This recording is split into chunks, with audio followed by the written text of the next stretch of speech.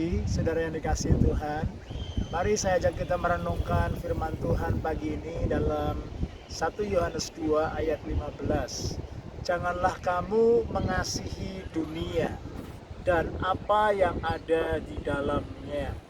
Jikalau orang mengasihi dunia, maka kasih akan Bapa tidak ada dalam orang itu.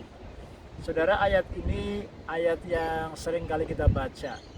Kalau kita perhatikan ayat yang ke-16, 17 di bawahnya berkata ada 3 macam ekspresi dari orang yang mengasihi dunia. Nah, firman Tuhan sudah memperingatkan kita.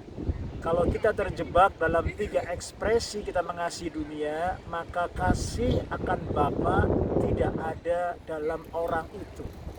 Hari-hari ini saya temukan ada banyak orang yang kehilangan kasih Bapa. Running on empty. Dia nggak mengalami lagi kasih akan Bapa karena sudah cenderung mengasihi dunia ini. Mari kita pelajari 3 ekspresi bagaimana kita mengasihi dunia. Yang pertama adalah keinginan daging, lust of the flesh. Apa itu? Whatever appetites that makes us feel good. Ya, semua hal yang akan akhirnya membuat kita merasa lebih baik. Ya, akhirnya saudaraku, keinginan daging ini membawa kita kepada sebuah addiction, kepada flesh, ya, kepada daging. Contohnya saudara adalah kenyamanan. Contohnya apalagi saudaraku, sexual desires, pornografi, semua keinginan daging yang berkaitan saudaraku dengan daging, saudaraku, itu saudaraku berbahaya. Ya, orang hari-hari ini begitu saudaraku mengejar kenyamanan. Saya ada di kota Sydney, semuanya menawarkan kenyamanan dan kenikmatan. Tapi Tuhan mau mengajar kita untuk tidak terjebak dalam keinginan daging. Lalu yang kedua, ekspresi mengasihi dunia adalah apa? The lust of the eyes, ya, keinginan mata. Ternyata saudara, mata kita ini bisa memiliki keinginan. Ya, apa itu artinya? Whatever adds on yang akan membuat kita akhirnya saudaraku menjadi looks good.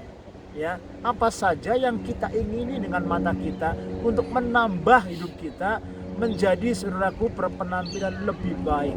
Ya, mungkin baju branded, tas branded, whatever branded yang hari-hari ini mungkin kita sedang kejar. Ya, lalu apa? Luxury cars, mobil yang baik. Ya, lalu apa saudaraku? Good gadgets, handphone, laptop, saudaraku, hobi-hobi yang luar biasa. Orang saudaraku bisa punya hobi sepeda, orang bisa punya hobi moge, mobil gede, motor gede. Semuanya saudaraku adalah termasuk dalam kategori the lust of the eyes. Ya, dalam dunia sosial media kita melihat banyak orang saudaraku sedang menyodorkan keinginan-keinginan mata. Lalu apalagi saudaraku? The boastful pride of life, keangkuhan hidup. Ternyata 3 ekspresi ini menggambarkan kita mencintai dunia, saudara. Apa artinya keangkuhan hidup? Whatever attainments that makes us, saudaraku, feel good, feel saudaraku satisfied, and feel recognized.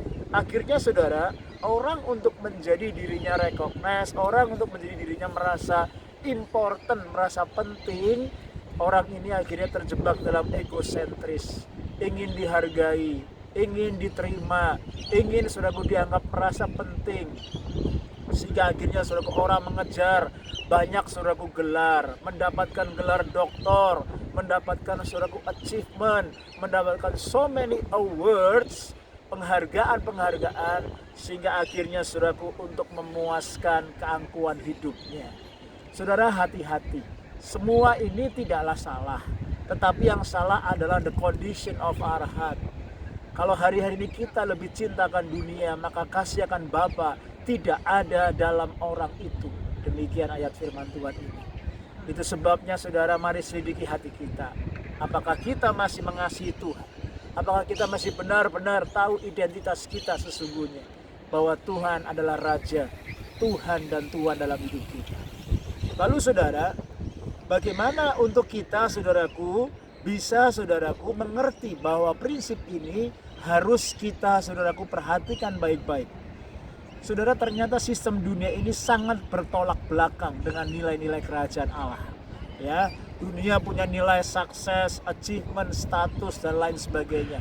Tetapi nilai kerajaan Allah sangat bertolak belakang. Nilai kerajaan Allah bicara apa? Kerendahan hati, hati seorang hamba, hati yang melayani, karakter saudaraku jauh lebih penting, kesetiaan, kelemah lembutan. Saudaraku, semuanya ini sangat berbeda dengan apa yang dunia sedang sodorkan hari ini.